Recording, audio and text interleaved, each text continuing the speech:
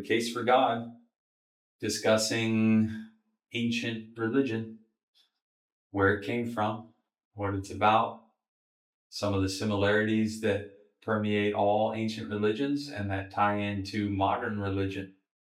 Kind of just give an overview of some of the similarities, congruencies, look at what does that have meaning, or how can that meaning be applied in today's environment?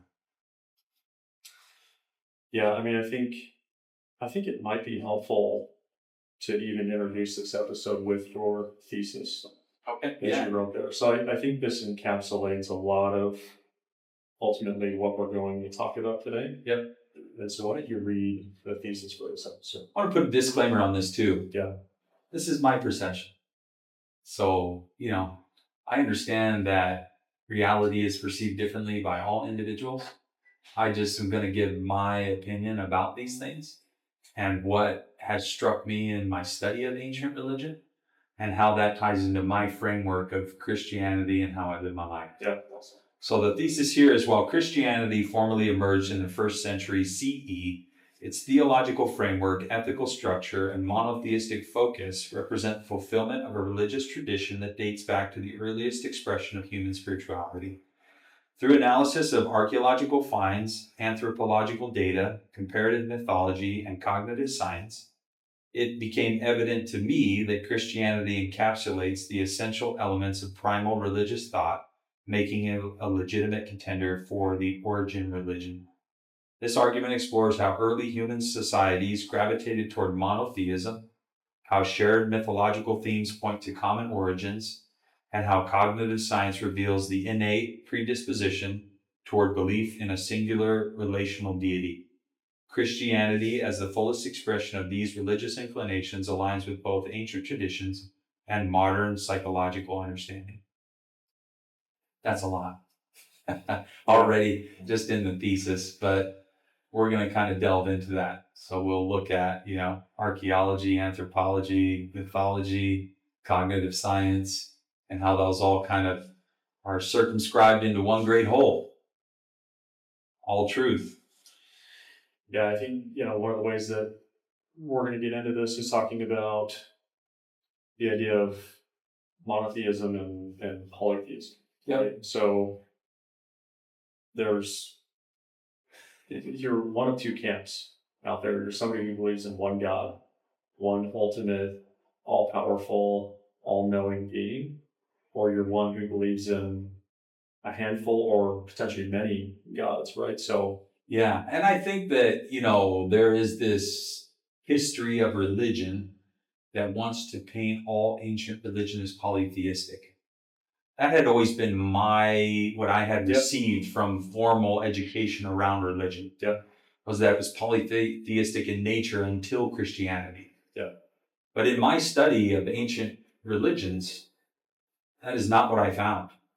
What I found is there are a lot of monotheistic traditions in ancient religion that can be found in recorded text and other, archaeological finds and inscription on ancient buildings, and there was a lot that pointed to monotheism. So I thought that would be kind of an interesting place to start, is the counter narrative to the common story given in most, educational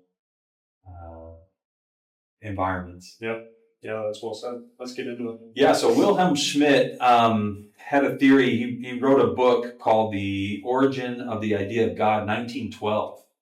And what he did was he did an in-depth study of indigenous tribes all over the world. And what he found was that in these indigenous tribes, there was a tendency towards monotheism.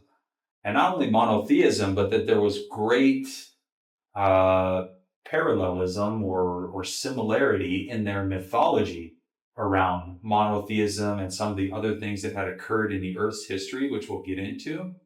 But I find it interesting, that after studying that, he was able to essentially find these different camps of people that were isolated all around the world that had a similar belief structure. So what I did here was just went in and more or less listed off, I think maybe 7 or 8 different societies or tribes that he had observed, and how they all had some form of monotheistic belief at their genesis, which is super interesting to me.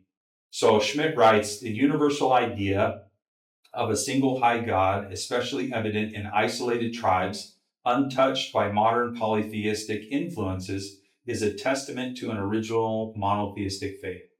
Yeah. So I find that interesting. These people who had, been isolated from civilization all had monotheistic beliefs.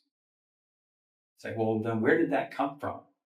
This common monotheistic belief between all of these tribes who were isolated from society that had morphed into a more polytheistic form of belief, had tied God into materialistic means and other things as they went into and through kind of the agricultural phases and some of those things where they started to tie gods into the, level of reaping of what they sowed in planting and fertility and, some of those different aspects. So we could kind of run through some of those. I mean, the first I put is African indigenous beliefs. I thought that was probably fitting as we, through DNA, understand Africa to be the birth cradle of mankind, where all humans are traced back to at some point or another. Which in and of itself, I think, is a very useful understanding in today's society. I feel like we can be divided along group identity lines.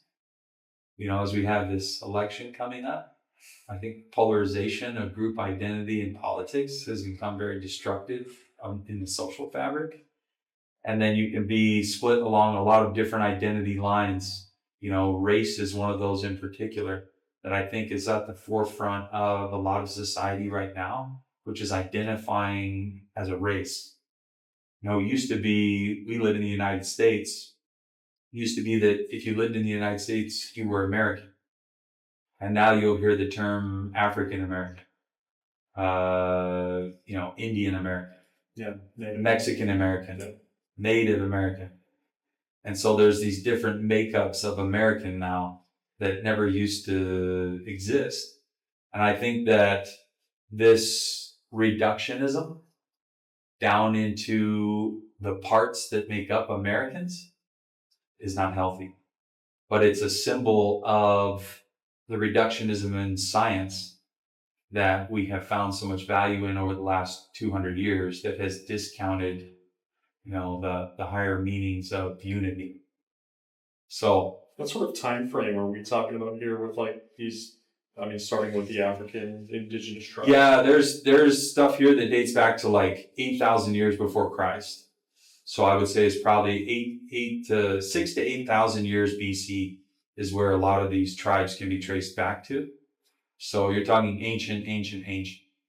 The very beginnings of I think Göbekli Tepe is probably the most ancient archaeological site that we have, and it dates back to somewhere around 9,000 BC. But yeah, the African tribes go way back. How can you be certain that the string of information that's been passed along since that time is good and accurate? Yeah, that's a great question. So interpretation of a lot of different aspects is what allows us to come to a cohesive conclusion. So it's similar to the way the scientific method functions, in which you have a hypothesis and then you support that hypothesis with facts underneath of it. And if the facts line up with the hypothesis, then okay, I have a decent hypothesis. If the facts don't line up with that hypothesis, then that's probably not the correct answer. Yeah. So it's a combination of a lot of different aspects. It's archaeological, it's anthropology, it's right. But there are archaeological findings that are 6,000 years old that ascribe to this. There are ancient writings that we have found that have been passed down. There are oral traditions, which I think a lot of times when people think of oral tradition, they think of the game telephone and how skewed that game can get. Yeah. But, traditionally in religious context, oral tradition was treated, with just an insane level of detail and respect. And so what they did is in these oral traditions, it's not like in Western oral tradition where when we say something, we want it to be conveyed verbatim back to us. But in ancient oral tradition, a lot of times what they had is they might have, say, 6 pillars in a story. And those pillars are the important part. How the story transitions between those pillars is fluid. But it's the main aspects that are in that story that are important, which we'll get into as we look at, through mythology, these pillars of common identity that exist in all mythology. The stories are all different, but the common pillars exist through all of them. And that's how ancient, oral tradition was done. It was done by, hey, these are the points that cannot be missed. The rest that you fill in, not so important. Yeah, that's well said. Yeah. So the first of those, the Zulu tribe in South Africa, they believed in a supreme god called Unkulunkulu, who is the creator of humanity and everything on earth. So there's a lot of parallelism you can draw there to, say, monotheism today, creation of the earth and all things that in it exist. You can draw your own conclusions about that, but great parallels there. The Dinka people in South Sudan worship a high god named Nilik, who controls life and death, the rain, and fertility. Nilik is seen as the creator of the world and the one who established the moral order. So I find that very interesting, that there's a moral order that comes from a higher being. Today, the moral landscape is tricky to navigate because it's fairly subjective and it moves based on the sentiment of the crowd. Yeah. But it also makes you wonder, you talked about these 6 pillars. Yep. There are certain pillars that everybody agrees are morally acceptable. Like, you shouldn't kill somebody. Yep. Right? Or innocent blood, the shedding of innocent blood. Allow for killing in war and some of those other aspects, but that's also mutually agreed upon. Yeah. Is when someone's trying to infringe upon your rights. Well, that's another interesting thing, is like the U.S. is founded on a constitutional document that says we are endowed by our Creator with certain inalienable rights. Yeah. Life, which would be murder. Yeah. Liberty, freedom, and the pursuit of happiness, which is infringement upon the individual. So, I think that is a brilliant document, divinely inspired. But again, goes back to, some of these aspects of moral order coming from a higher power. Yeah, because, you think about it now, it's so, something like the shedding of innocent blood is so obvious to us in our day. Well, but has it? I have a question about that. Yeah. So, yeah. Like, has it always been obvious? Well, this is a hot topic, but is abortion not the shedding of innocent blood? That is a hot topic. I mean, you can dig into that, but I find it interesting. So there's a series by Jordan Peterson called Exodus that I listened to a while back. And what I found fascinating was some of the modern day parallels they draw from Exodus. One of those was abortion. So when Moses is born, there's some prophecy around that. And I believe it's Pharaoh that wants to destroy all the children, right, of the Israelites. And so he basically commands that I think every child under the age of whatever is to be slaughtered. And so Moses is like hidden in a basket, right, and like on the river. But you think about this king who gave the order that murder of children is acceptable. The Israelite women didn't accept that. They weren't willing to murder children. And so there was, this upheaval that happened, and they chose not to, even though they were given the right to exercise the freedom to murder those children. And when you lay that onto today's society, we have a power that has given us the right to murder children up to the point in which they're born. Euthanasia, right? I mean, like, there are some places in which you can basically murder a child that would easily survive if it were born. Yeah. And there are some who subscribe to that lesser hierarchy of unity, which would be like a governmental entity. And then there are those that believe in a higher order of unity and that a moral code has come down from a greater being that would say that those type of things are Justified. or not justified. Yeah. Right? Improper. Yeah. So I just find it interesting. There's a lot of parallels that can come from a higher moral order where it lends clarity in an environment where there's a lot of chaos around what is moral and what is not. You know, it talks about in the scriptures, people being blown to and fro by every wind of doctrine. And I kind of feel like that's how the moral landscape is in today's world. Is it's very fickle. Yeah. And it changes with the mob. Also, these viewpoints have been prophesied in the scriptures, right? So we know that we're in the final days. In the times. Yeah.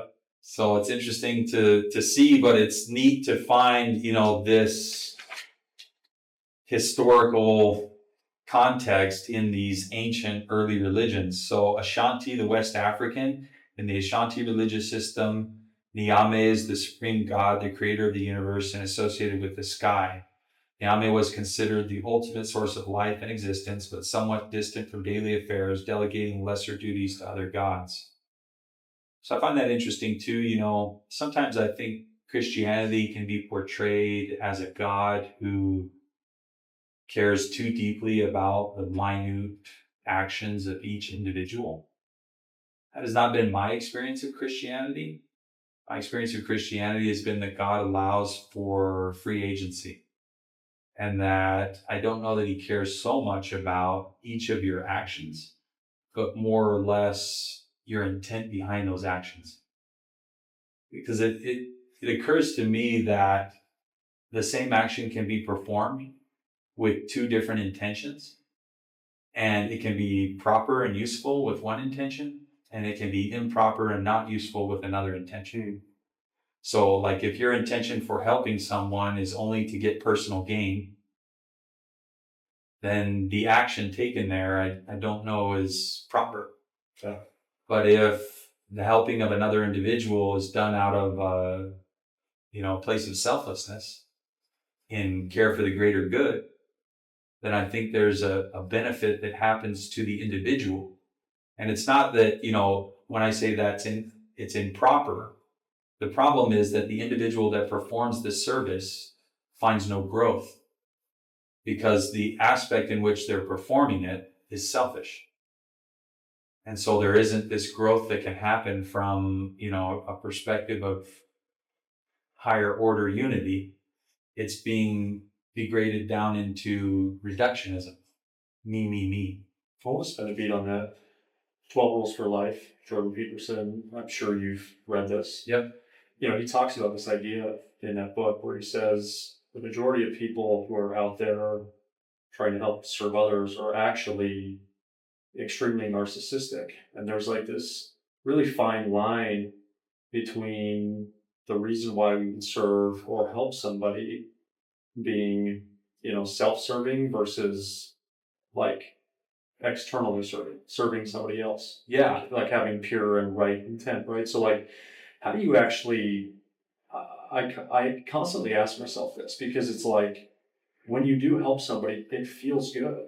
It makes you feel good, inevitably. And I'm always like, did I do that for that feeling? Did I do that to make myself feel good? Or did I do that because I really genuinely wanted to help somebody in better society through that action, right? So that questioning of motive to me says that you are acting properly because you are inquisitive around your intention, which means that you're cognizant of it and you're trying to make sure that it was good. If someone was doing it without questioning because they knew their motive and their motive was self-serving, then yeah. But I think just in the breakdown of the questioning, it shows that you are reflective of oneself. Yeah. That to me is an interesting topic in and of itself, the process of repentance, which in religion is, that goes across almost all religion. But that cycle of self-reflection, picking apart what is useful and not, committing not to do the unuseful things again, and then committing to be better, typically that comes with a higher level of inspiration.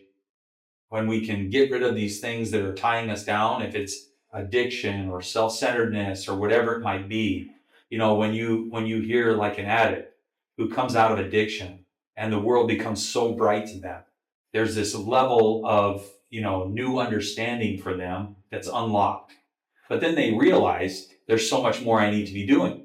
And so this process of continual improvement, which is what repentance is I think a brilliant process. What we've lost a lot of in today is this ability to reflect on one's actions and determine whether or not they're useful and change those non-useful behaviors. Because people want to say that words are offensive, microaggressions, safe spaces. If you want freedom of speech, you have to risk being offended because there's difference of idea. But that today is very difficult for some people because they live in an echo chamber where there is no difference of idea and they don't want to allow dissent of opinion. Yeah. And so, I think there's some very holistic aspects to that thought process of doing things for the right reason that, are tied deeply into ancient and current religion that allow for a person to become more and more useful in their sphere of influence. Yeah, that's well said. Now, if somebody serves you with the wrong intent, does that ultimately have an impact on you, the person who was being served? Well, I think a lot of times you can feel when someone's disingenuous. You ever had? Well, a lot of times you can't, right? Well, so sometimes if they're good or if they're extremely, manipulative, you may not know. But in the end, what happens is that person essentially becomes destroyed. They destroy themselves. Yeah. And then when that comes to light, all the actions they perform for you are negated. Yeah. Because you realize that they weren't acting out of true intent. So that's that's kind of the crux of the castle of cards, is when the castle falls, all involved in the castle of cards are affected. Yeah. That's why there is no winning when you're doing things that aren't from the proper motive, because eventually they catch up to you. It's like this whole P. Diddy scandal. You're seeing all the names come out now. You can only build that castle so high before it falls. Yeah. Yeah. And that's the problem, So, good thoughts. Australian Aboriginal beliefs. So the Aboriginal people of Australia had a belief in a single creator god. For example, the Yi or Bunjil myth from the southeastern Australian talk about a supreme creator who fashioned the earth and the creatures. Bunjil, the eaglehawk god, is regarded as the creator of all living things, including the first humans. So you'll find that we're going to talk about some of these common narratives throughout mythology. Is the creation of man is one of those common narratives that we'll get into. As we've only gone through 2 different groups, right? And we've already named several different gods. Yeah. Although, we believe that these are probably all the same God that they're referencing. Yeah. Does this tell us that there was no divine inspiration given from God himself? Perhaps because we're interpreting him as different things throughout these tribes? Or not necessarily? That doesn't say that to me. What that says to me is context of language. So that would be like the word Dios and the word God. Those are separate. They're pronounced differently. Yeah. But they both have the same general meaning. Yeah. So I don't know that the difference of the name of the God has much to do with the characteristics of that being. Yeah. I think it has more to do with maybe linguistic context or anthropological societal context rather than, the names have to be the same. Yeah. Because even across cultures, we have translation, which changes the name of everything. Yeah, the name is one thing, but like the description Sure. of who the god is. Yeah. Right? Yeah. The eagle hawk god, for example. I think like when you deduce it down to the meaning of who their god is, it all comes back to the same meanings. Yeah, so we're talking about reductionism versus elevation to unity. So in elevation to unity, what we can find is creator of the earth, creator of man, creator of all things. In the reductionist aspect, we might be able to find a different name over an aspect of creation, right? So we could essentially reduce down into difference. What I'm trying to do here is elevate to unity. Yeah. It matters less and less the more it becomes reduced, which we'll talk about. Correct, yeah. Okay. So good point, but I think, can be taken into context. Native American beliefs, I actually went on kind of a tangent here because Native Americans have some awesome beliefs that tie into some of these monotheistic parallels with Christianity in such a robust way, which is interesting because we think of the Native Americans kind of being wiped out by Christianity when it came across, but that their ancient religious belief system was so similar to me is very interesting. And that plays a role into my faith, the LDS faith, in which we have some canonized scripture that talks about, the ancestors of the Native Americans and how they would have Christian-based beliefs that are similar to, say, the monotheistic beliefs of the Abrahamic religions, which is kind of interesting. So Native American traditions, you have, like the Algonquin North American people believed in a supreme god known as Gitchdi Manitou, or the Great Spirit, who was the creator of all things and had control over life, death, and the natural order. He's the spiritual force that governs the universe and is present in all aspects of life. That sounds a lot to me like in Christianity, the light of Christ, which is in and permeates all things. The Sioux have a concept of a supreme god known as Wakantanka, the Great Spirit again, considered the creator and the source of all life, governs the universe. While there are other spirits or powers, he is seen as the ultimate power behind everything. So, I think in our life, there are other powers at play too. I recently went through a course, Introduction to Nietzsche, Friedrich Nietzsche. And Nietzsche has this idea of what's called the will to power. And what he talks about is that we have these traits inside of us that want to dominate when they come to the forefront. So to give you an idea or put that into context, that would be like when you get angry, anger wants to dominate your being. When you're being silly, laughter may want to dominate your being. When you're sad or depressed, depression wants to dominate your being. And so it's this will to power of these different aspects of us that are vying for first place, highest order. And interesting, I went through a course recently, that course out in California that James has attended a bunch, Onto. Yeah. I went through it. Brilliant course. Is it? Oh, it's brilliant. But one of the things that they talk about is they take the word human being and they break it into two subsets, human and being. Being is essentially where you would like to stay. Human is all of the influences on your being. So the emotion of anger. And what it talks about is the being has guiding principles. They use in the first or second day, they used a term that does not align with me. And in my notes, I wrote, where does alignment come from? And then I put an arrow and I put, must be from the being, because the being is the state in which we want to stay of these influences of the human that are affecting us. And then I said, where do the principles of the being come from? The only thing I could come up with is that they're metaphysical in nature. Absolute truths that have to be received metaphysically through experience. But the interesting aspect of that was there are these powers that are influencing your being all the time, the human. And the human is the one that wants to portray an image that isn't maybe genuine, or that wants to be right. This right or wrong context I found brilliant. So the distinction they make is that the human is judgmental. The being uses assessment. So I'll give you some practical application for me in understanding of this concept.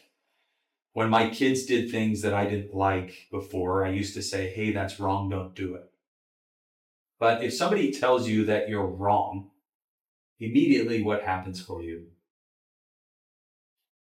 For me, I want to prove that they're wrong. Yeah, okay, so I you want to get be defensive. Right. Yeah. We end up on the opposite side of the table, essentially. Yeah. Right? And so it becomes this battle of you giving me excuses for why you're right and me giving you excuses for why you're wrong. Yeah. So we are arguing right and wrong. Never productive in relation. For sure. After thinking about it, it's such a profound principle. Right and wrong has no place in relation to individuals. It will never move you closer in a relationship. Now, the way that they teach to overcome that is intention. So first off, clarifying with, say, my son Carter, his intention for his life, getting some clarity around where he is headed and putting language to that intention so that we can articulate powerfully what that intention is. And then, after clarifying that intention of where he's going, creating an agreement as a distinction about what our roles are in moving towards that goal. Okay, so clarity of our roles in moving towards his intention. Now that I understand that clearly, when Carter does something that is counter to where we're headed, the only question I have to ask him is that useful towards our desired intention? Yeah. Oh, that is so much more powerful than that is wrong. Agreed. Can you feel that? Yeah. Yeah, it's monstrous. And so then he can analyze and we can then discuss if what he's doing is useful. And that's a productive discussion because we are both on the same side of the table discussing what is useful to get him to his final intention. It's not me forcing on him the actions he should take to get to his final intention. Yeah, it's us together co-creating actions that are useful for his final intention. There's a lot there. Yeah. Do you also co-create the intention together, Yes. understanding that you have a lot more life experience? Absolutely. Okay. So I have something tattooed on my body. I'll show it to the camera here. Can you read that? If you are proud, we are proud. Okay. So where did this come from? This came from a breathwork journey. You know this story. Yeah. In this breathwork journey, I was there with my family. I was at a place in my life where one of the only things that I thought about was how do I make my wife and my kids proud. I remember in this journey, I looked at my son, who's 8, and I said, son, are you proud of me? Are you proud of the man that I am? And he looked at me and he said, Dad, if you're proud of you, then we're proud of you. And he said, Dad, are you proud of me? And I said, son, if you are proud of you, then I'm proud of you. Brilliant.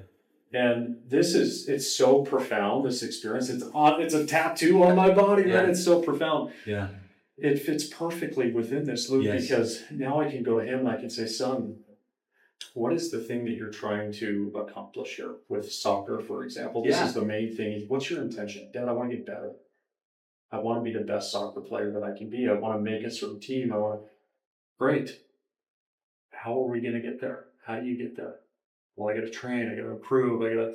Can't miss practice. I can't miss practice. Okay, so what is your role? What's your responsibility? Here's how I can help you. Yeah. Do that. Yeah. And every time after his game, I say, son, are you proud of how you played today? And if he says, yeah, Dad, I am. I worked hard. I was aggressive. I moved the ball well. Whatever. Yeah. Great, son. So am I. Yeah. I'm proud of you. Like we are in alignment now. Yeah. Right. Whereas if instead of he gets in the car and says, Jim, I'm so proud of how you played today. Where it's like, if he's not, then what does that even mean? Yeah. It doesn't really matter. Appointed me to try and force that on him. Totally. So this fits really well with him. Because his reality is truth. That's right. And because it's subjective, it's better for me to try and understand his reality and then play into that than it is for me to explain. So this is another thing they talk about in that course called model of relating. And essentially what they show is that there is a wall of context between us. And if I try to talk at you without understanding your context, it has no meaning. It can't actually get to you. You won't hear it. So in order for me to break down the wall of context, I need to understand perfectly the contextual, intricacies of the situation that you're in so that I can know how to relate. Yeah. Seek first to understand, then to be understood. Yeah, it's well said. This is a tactic I use I coach a handful of CEOs, small to medium-sized software businesses, 20 to 100 million in revenue.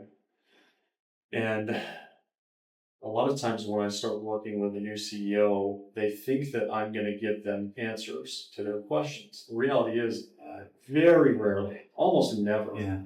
All right. So the idea here would be, you come to me and you want to work with me. You say, hey, Tyler, I'm having a hard time figuring out what to do with so-and-so employee. What should I do?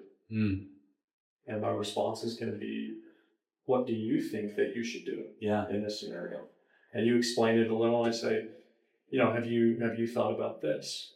Have you thought about that? And eventually I get actually you to build conviction around the conclusion, which is so much more powerful in your ability to go and execute on the thing than if I would have just told you in the beginning. Absolutely, because you came to the realization on your own. On your own. Yeah, which is so much more powerful. That's why questions are so brilliant. Yeah. I do the same with my kids. So when they ask me questions, I very rarely give answers. Yeah. And it's kind of a joke in my household because I'll give stupid answers intentionally. Yeah. That my kids know are not truthful. They're like, Dad, come on. I really need to know. I'm like, listen, use your brain. Yeah. You are smart enough to understand that principle and figure it out. I'm not going to give you the answer. Yeah. Use your brain. Figure it out. It's beautiful. Yeah. But that non-judgment, I think, is just so brilliant. Allowing people space for them to be who they are, where they are, and, understanding that they are operating as best they can given what they know. Yeah. Nobody is operating in a way in which they're like, I'm going to intentionally do what's worse for myself. That's not in us. We all want what's better for us. Yeah. And so allowing them the space to understand that they are operating as best they can is so powerful. And then never arguing right or wrong and never being judgmental. The scripture, judge not that ye be not judged, took on whole new meaning for me here. Because it's like, man, yeah, I am judgmental in the actions that my children or my spouse or others take around me. Yeah. And opposed to being judgmental, I need to just be in assessment. I need to see and analyze and understand why that action was taken. And instead of telling them they're wrong or forcing on them the way I think is right, what then I want to do is us to co-create a way in which we can get to our desired end. Yeah.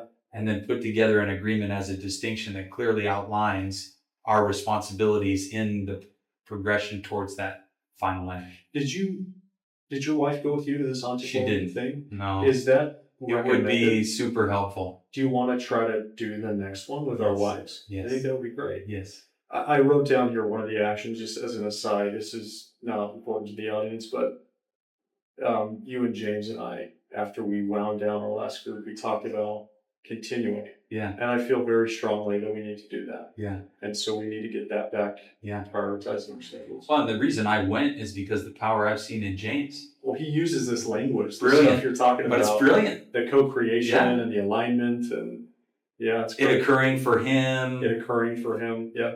But all of these things, so like the disclaimer I gave at the beginning of this, That came from my understanding in this course that right and wrong is not relevant. Yeah.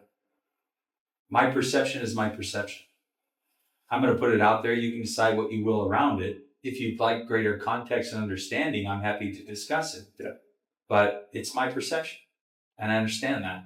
Yeah. Could be wrong for some people, could be right for others. Well said.